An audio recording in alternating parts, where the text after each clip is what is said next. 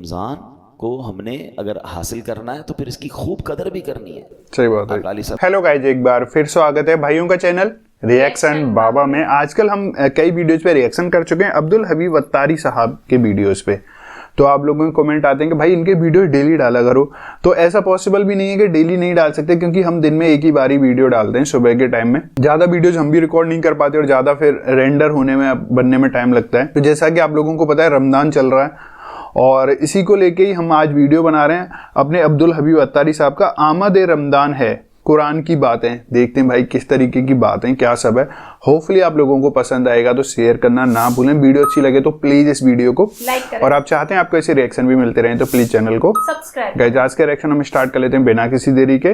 Let's پلے. الحمدللہ رب العالمین والصلاة والسلام کتنا سندر ہے یہ، ہے نا؟ النبیین.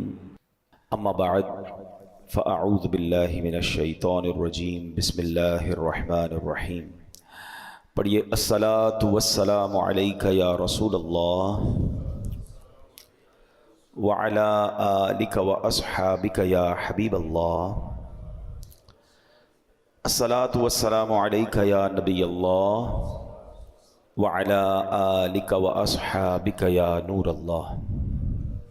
درود پاک کے بے شمار فضائل و برکات ہیں، لیکن درود پاک کو آرڈنری لے لینا، درود پاک کو آپ یوں سمجھیں کہ ایک گرانٹڈ لے لینا، پڑھ لیا تو ٹھیک ہے، نہیں پڑھا تو کوئی بات نہیں، ایسا نہیں ہے.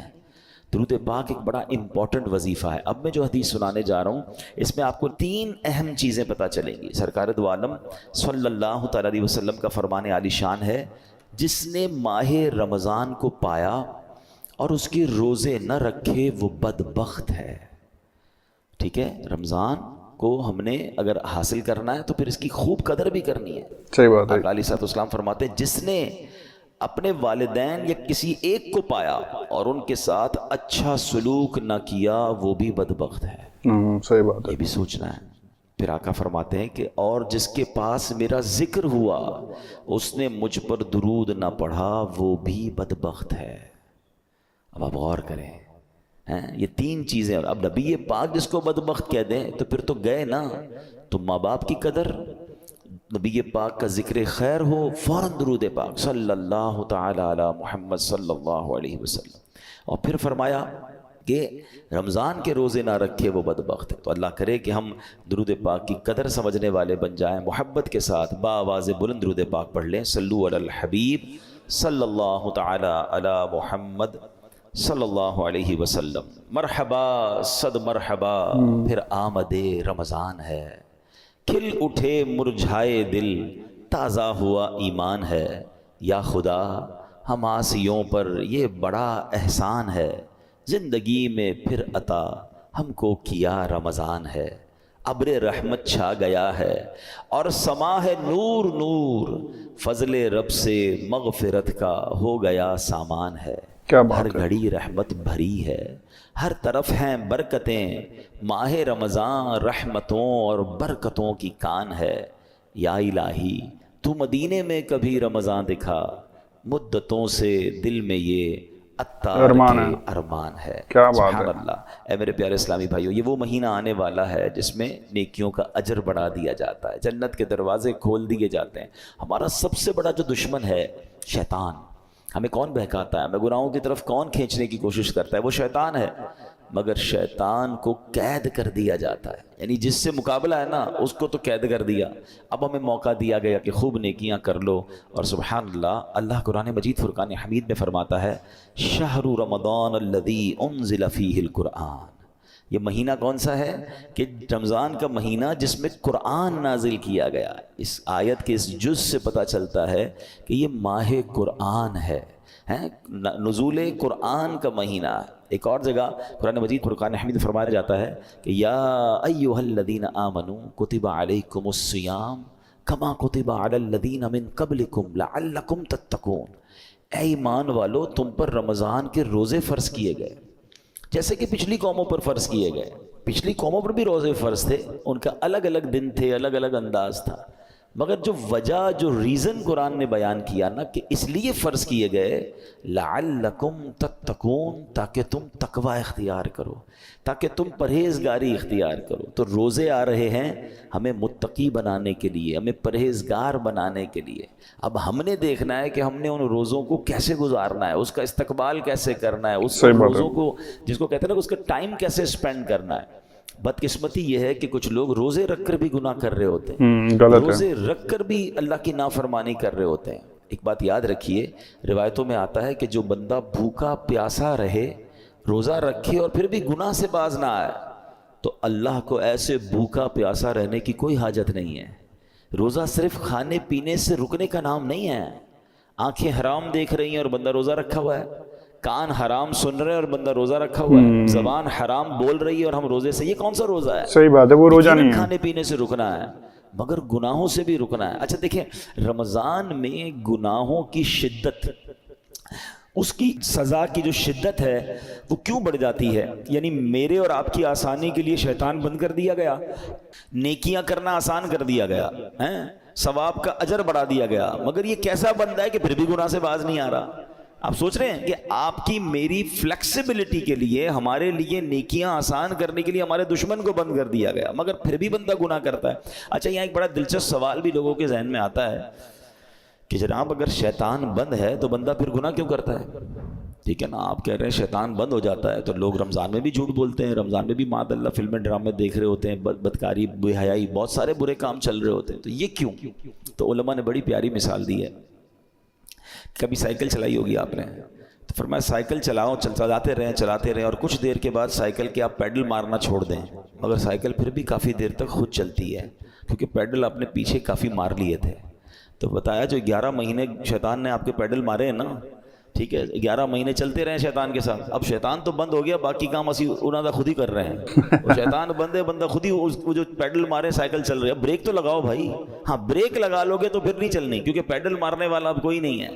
مگر مسئلہ یہ کہ ہم بریک مارنے کے لیے تیار نہیں ہوتے نا، ہماری جو عادتیں ہم اس کو کنٹینیو کر لیتے ہیں۔ معاذ اللہ جس کی جھوٹ بولنے کی عادت، بد نگاہی کی عادت، موبائل پر الٹی سیدھی چیزیں دیکھنے کی عادت، لڑائی جھگڑے کی عادت، گالی گلوچ کی عادت، حرام کمانے کی عادت، وہ رمضان میں اس لیے بند نہیں ہوتی کہ اس نے بریک نہیں لگاتا۔ وہ مجھے اور آپ کو ابھی سے بریک لگا لینا ہے، 3-4 دن تو شیطان سے لڑ لو یار، پھر تو ویسے ہی رمضان آ جائے گا، وہ بند ہو جائے گا۔ ابھی سے پریکٹس کرنی ہوگی۔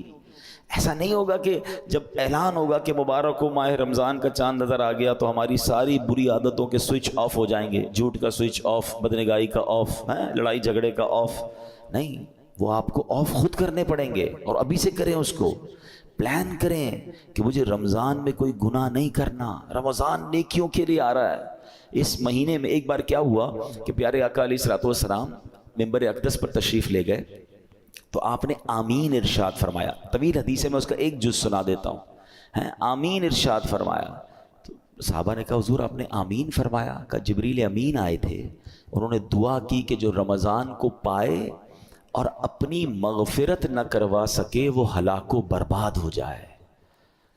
نبی پاک فرماتے میں نے اس دعا پر آمین کہا ہے۔ مجھے بتائیں دعا کرنے والا کون؟ فرشتوں کا سردار روح الامین۔ آمین کہنے والا کون؟ نبیوں کے سردار صلی اللہ تعالی علیہ وآلہ وسلم۔ مجھے بتائیں کوئی شک و شبہ باقی بچتا ہے اس دعا کے قبول ہونے میں؟ 100% مقبول ہے نا۔ دعا ہو رہی ہے کس کے لیے؟ جو رمضان کو پا کر اپنی مغفرت نہ کروا سکے۔ تو اب آپ بتائیے کتنا کانشیسلی رمضان گزارنا چاہیے، کتنا فکر کے ساتھ رمضان گزارنا چاہیے کہ یار کچھ بھی ہو جائے میں نے رمضان میں اللہ کو راضی کرنا ہے، میں نے مغفرت لینی ہے، میں نے اس کو ضائع نہیں ہونے دینا ہے۔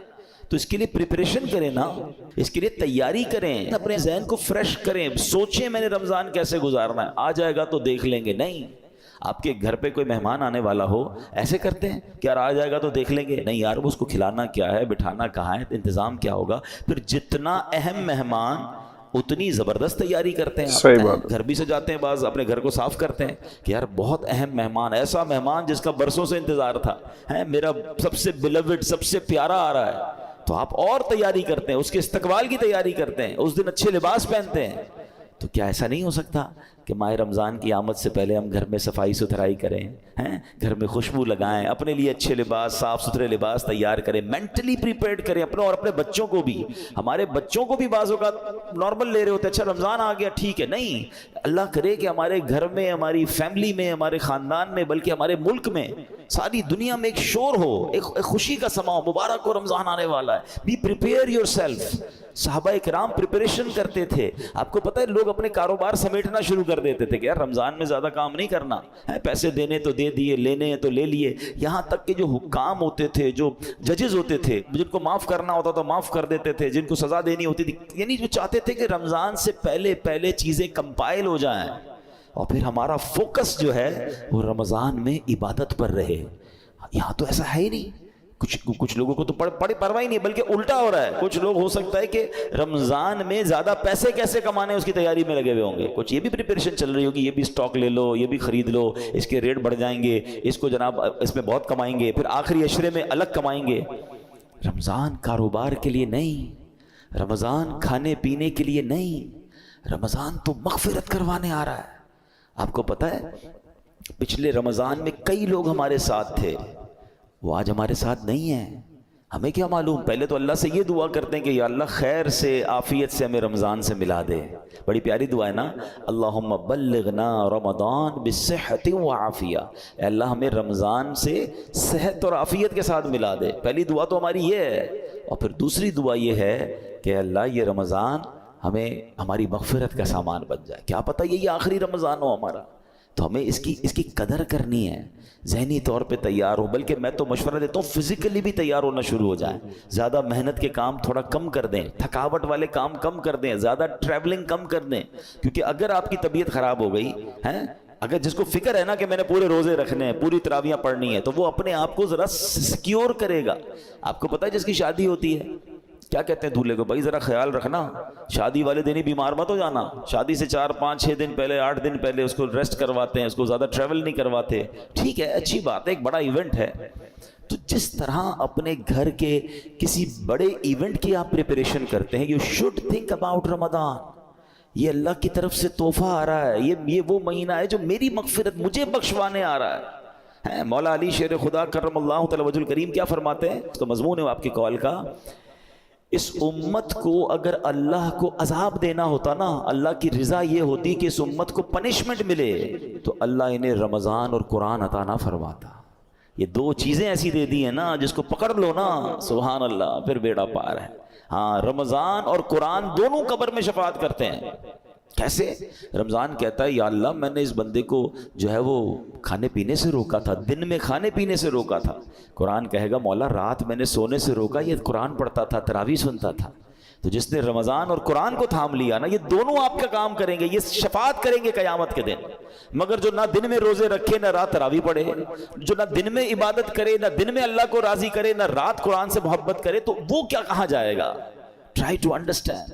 ایک حدیث, اتنی حدیثیں میں آج بہت ساری چیزیں لے کر آیا تھا, مگر میں آپ کو کہوں کہ اگر رمضان کی فضیلت پر صرف ایک حدیث جو نبی پاک نے فرمائی نا, 1 لائنر, عقل مندارا اشارہ کافی است. کہتے ہیں نا عقل مندوں کے لیے اشارہ کافی ہوتا ہے. آقا کی ایک لائن کی جو حدیث ہے نا, سرکار دو عالم صلی اللہ علیہ وسلم فرماتے ہیں اگر میری امت کو معلوم ہوتا کہ رمضان کیا ہے, اگر میری امت کو معلوم ہوتا کہ رمضان کیا ہے, تو وہ تمنا کرتے کہ سارا سال ہی رمضان ہو. That's it. اسی سے بندہ سمجھ جائے کہ it means very big special, not only special. ایسا مہینہ ہے. اور نبی پاک سبحان اللہ, آپ کا ایٹیٹیوڈ ہی بدل جاتا تھا, آپ کا اسٹائل ہی بدل جاتا تھا.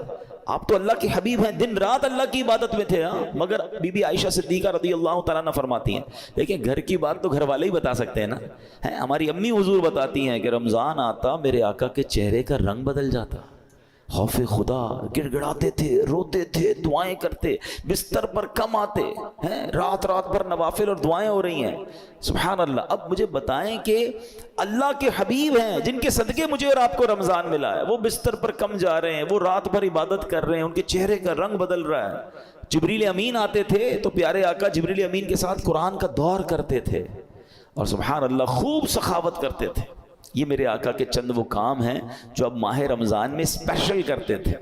ہمارے یہاں حال کیا ہے, آقا آرام کم کر دیتے تھے, ہم آرام بڑھا دیتے ہیں. ہمارے کئی لوگ جو رمضان میں سوتے ہی رہتے ہیں. بھائی آپ سوتے رہیں گے تو آپ نے پھر کیا روزے کو پایا؟ دیکھیں ایکچولی روزے کے کچھ میسیجز ہیں. روزہ ایسے رکھنا ہے, ایک تو جیسے میں نے بتایا کہ صرف کھانے پینے سے نہیں, گناہوں سے بھی بچنا ہے.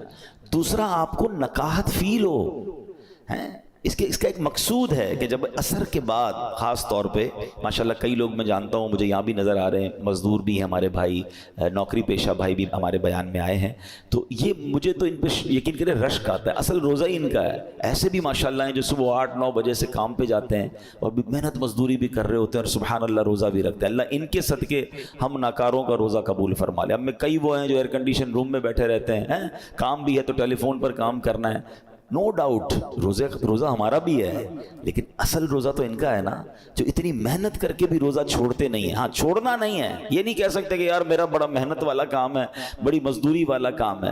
روزے سے مت کہو میرا کام ہے, کام کو کہو میرا روزہ. آپ کام کم کر دیں, تھوڑا کر لیں, مگر روزہ نہیں چھوڑ سکتے.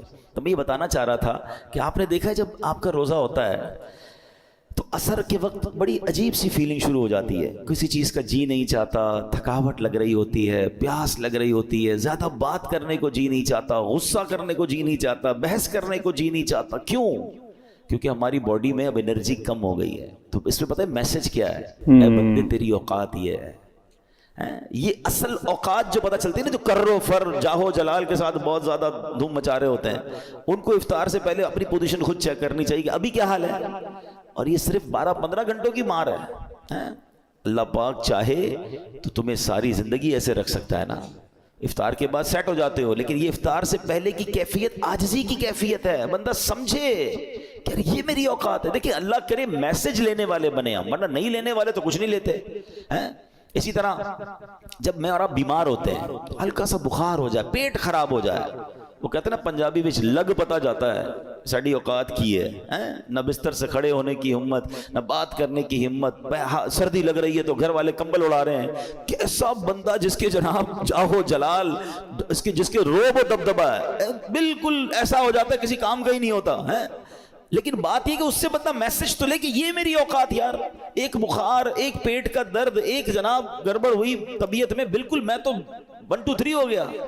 تو میسج لو اس سے کہ یہ میری اوقات ہے. میں کس بات کا جناب اتراتا ہوں, کس بات کا کرتا ہوں.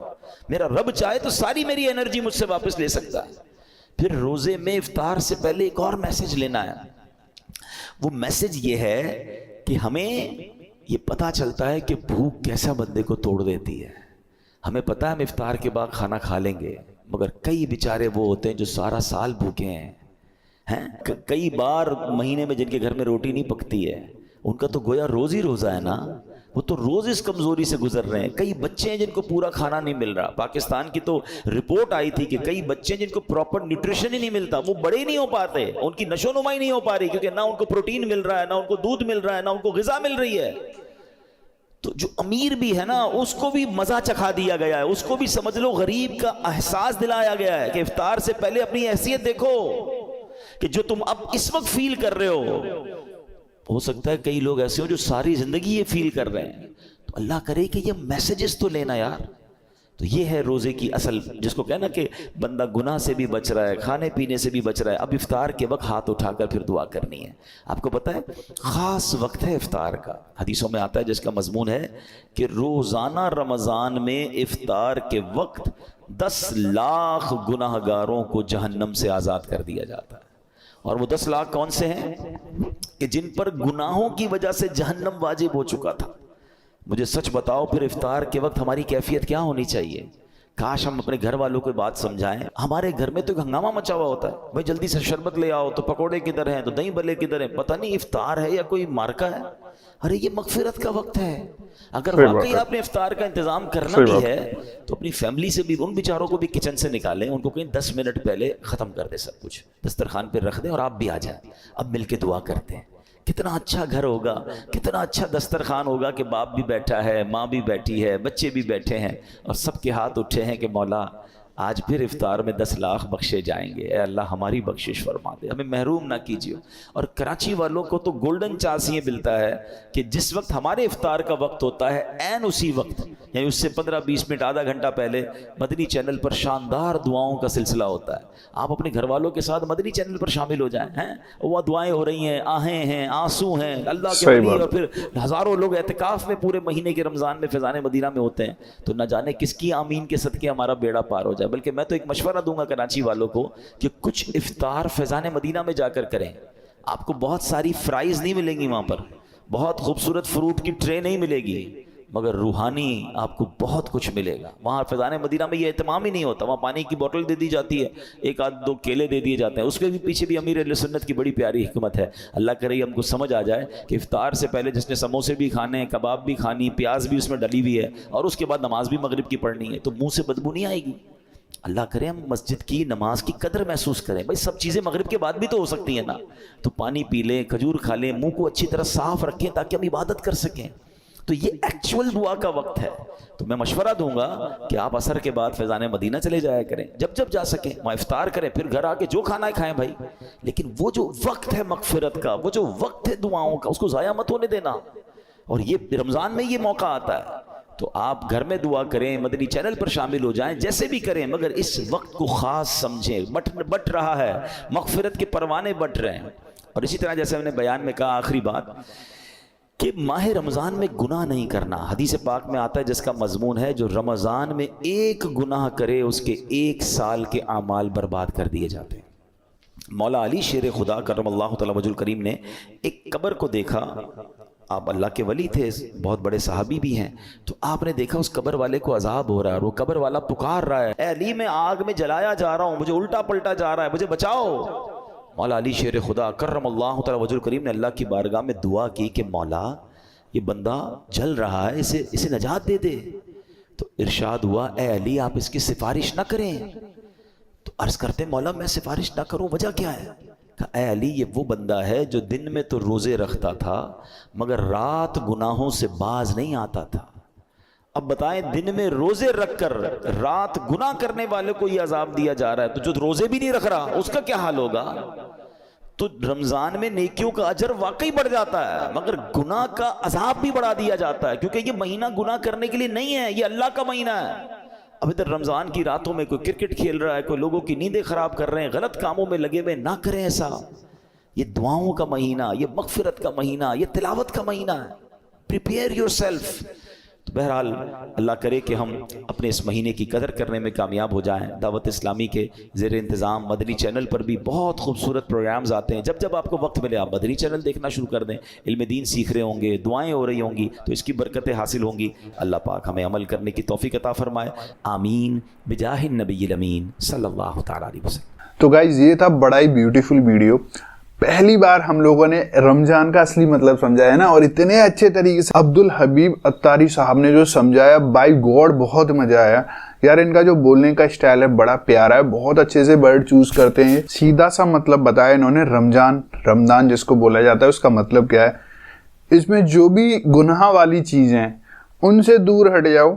زیادہ پیسے کے لیے, حرام کاری کے لیے مت بھاگو. بہت اچھے سے سکون سے اپنا پیسہ کماؤ, یا جو کچھ بھی ہے نہ بھی کماؤ تو چلے گا, اوپر والا دے دے گا. تو بڑے اچھے سے رمضان سیلیبریٹ کرو, اپنے آپ تیار کرو, اپنے گھر کو ڈیکوریٹ کرو, یہ چیزیں. کیونکہ انہوں نے ایک لائن اور بولی تھی, جو بہت سارے لوگ تھے پچھلے رمضان میں تھے وہ اس رمضان میں نہیں ہیں کیونکہ جا چکے ہیں اوپر. تو سب سے بڑی تو خوش قسمتی یہی ہے کہ آپ لوگ اس رمضان کو سیلیبریٹ کر رہے ہو. تو سب سے بڑی تو نعمت اوپر سے اللہ کے دوارا یہ ملی ہوئی ہے. بڑا پیارا, بڑا خوبصورت یہ ویڈیو. ہوپفلی آپ لوگوں کو اچھا لگا ہوگا. Happy Ramzan to all of you guys.